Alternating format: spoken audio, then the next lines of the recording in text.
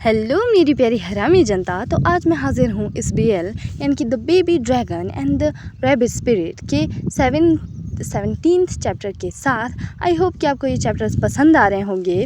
Don't forget to like share and subscribe. तो पिछले कल किया था मैंने 16 चैप्टर एक्सप्लेन। तो उसमें हुआ था ये कि हमारा जो प्यारा डोरी है वो गया था मिलने अपने पापा से, पर जैसे वो बाहर निकला था इस क्राउन प्रिंस ने उसे पकड़ लिया था और उससे क्वेश्चन करा था कि क्या तुम्हें मालूम है कि जो रॉयल फैमिली है उसे कैसे सिंबलाइज़ किया जाता है।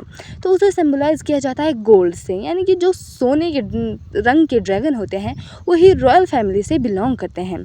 और हमारी फैमिली में यही रिवाज पहले से चला आता है, यानी कि यही माना जाता है कि जो रॉयल फैमिली के ड्रैगन हैं वो हमेशा ही गोल्डन कलर के होते हैं, उन्हें हमेशा ही पीले या फिर सुनहरे रंग के होना पड़ता है। और तुम्हारी बॉडी पर जहाँ तक भी देखें तुम बस थोड़े से ही गोल्ड के साथ पैदा हुए हो, और वो जो ये थोड़ा सा जो गोल्ड है ये सिर्फ तुम्हारे हाथों और तुम्हारे पैरों पर ही है, थोड़ा थोड़ा है, ज़्यादा नहीं है। ये सुनकर हमारा बेचारा डोरियो थोड़ा ऐसा घबरा जाता है। और इस क्राउन प्रिंस की इतनी मजाल कि वो हमारे डोरियो के हाथ पर पाँव रख देता है और वो कहता है कि अपनी औकात में रहो। और हाँ, जैसा कि पापा ने कहा, यानी कि मैजेस्टी ने कहा है कि तुम्हें किसी से बात नहीं करना है, तुम्हें अगर शांति से लाइफ जीनी है तो तुम्हें कुछ नहीं देखना है, तुम्हें अंधे बन जाना। मतलब ऐसा जो होता है ना कि तुम कुछ सुन भी रहे हो, तुम कुछ देख भी रहे हो, तो तुम्हें ऐसा प्रिटेंड करना है कि तुमने कुछ ना ही सुना है, ना ही कुछ देखा है, ना ही तुम कुछ जानते हो, और तुम्हें जीना भी ऐसे है कि तुम कुछ हो ही नहीं। और वो ऐसा ईविल स्माइल दे रहा होता है और वो कहता है कि पूरे जो उंगुक में है तुम्हारे साथ कोई भी नहीं रहना पसंद करता, कोई भी ड्रैगन तुमसे बात तक करना पसंद नहीं करता। और हाँ, ना तुम और ना ही तुम्हारा वो छोटा जो गॉड है वो। ये सब सुनकर हमारे डोरियो का पारा हाई हो जाता है और वो उसे ग्लैंस देता है, जो होता है ना ऐसे स्टेयर, डेथ स्टेयर देना, और उसकी एक आंख बिल्कुल ऐसी गोल्डन कलर की हो जाती है। ये देखकर गोल्डन ड्रैगन की फटकर हाथ में आ जाती है। वो थोड़ा ऐसा जो होता है ना शॉक हो जाना, ऐसा हो जाता है और थोड़ा पीछे भी खिसक जाता है। वो थोड़ा ऐसा शॉक हो गया था कि इसने ये कर कैसे लिया, मतलब भाई ऐसा इसको करना तो नहीं चाहिए था। और उसके बाद हमारा डोरियो वो करता है और वो वहाँ से निकल जाता है। वो ऐसा गुस्से में तो होता है, बट गुस्से में अगर उसने अपनी पावर शो कर दी तो भाई वो उसके साथ साथ हमारा बायोल भी खतरे में पड़ जाएगा। वो वहाँ से बो करके वहाँ से निकल जाता है कि रहने दो।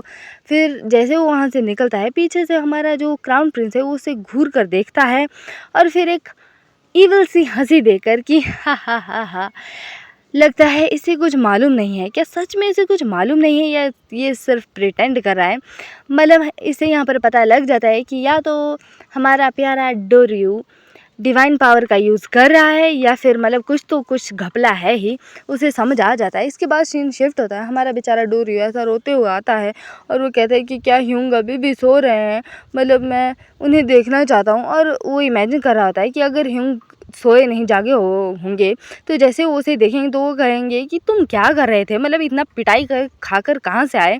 और उसके बाद हमारा डोरी खुद से ही कहता है कि नहीं नहीं, अगर ह्यूंग ने मुझे ऐसे देखा तो गुस्सा हो जाएंगे मुझ पर।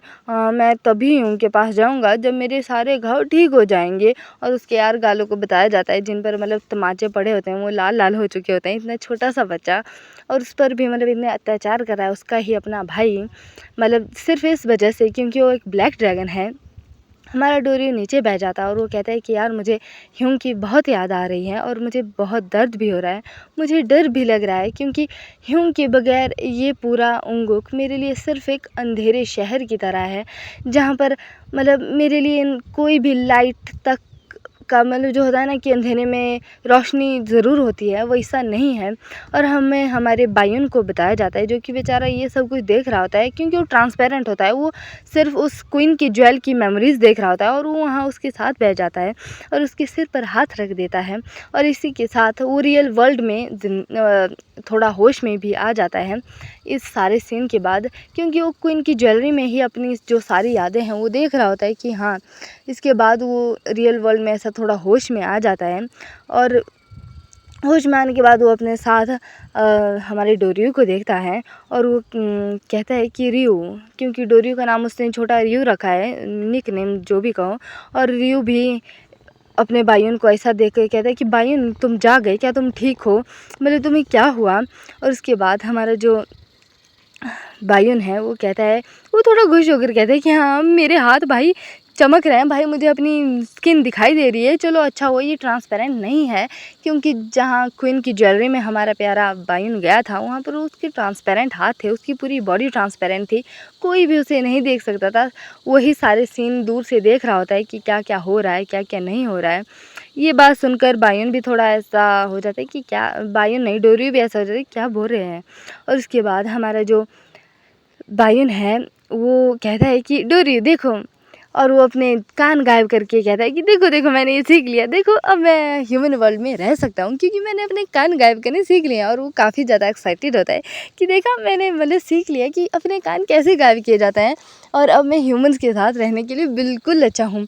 और फिर हमारे जो डोरी है वो कहता है कि तुम ठीक तो हो ना, मतलब तुम्हें कुछ हुआ तो नहीं। और वो उसे गले भी लगा लेता है हमारे बायुन को, तुम्हें कुछ हुआ तो नहीं, क्या तुम हर्ट तो नहीं हो, तुम्हें कहीं लगी तो नहीं, मतलब क्या हुआ।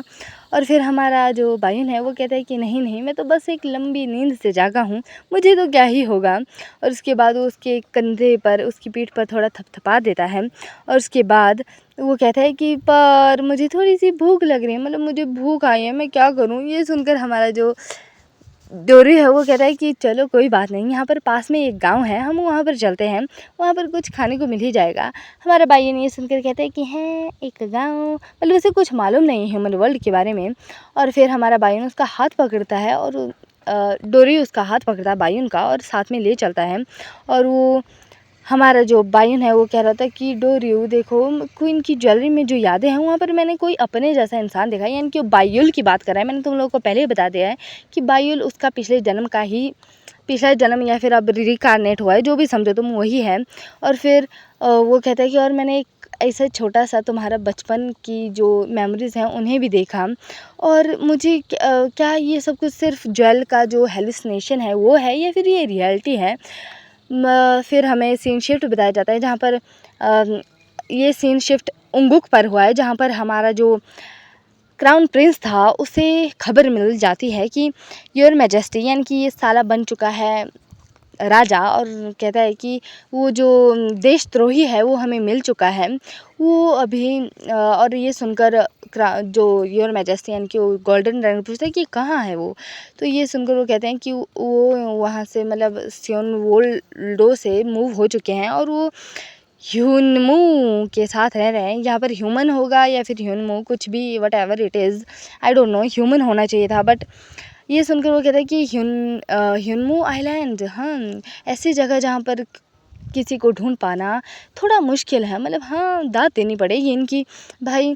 और वो कहता है कि और वो एक गॉड के साथ है, मैंने सोचा नहीं था कि जो 100 साल पहले मर चुका है उसके साथ वो कैसे हो सकता है। यानी कि वो बाइबल की ही बात कर रहा है, यानी कि वो 100 साल पहले मर चुका है और शायद उसका रीकार्नेट हो चुका है।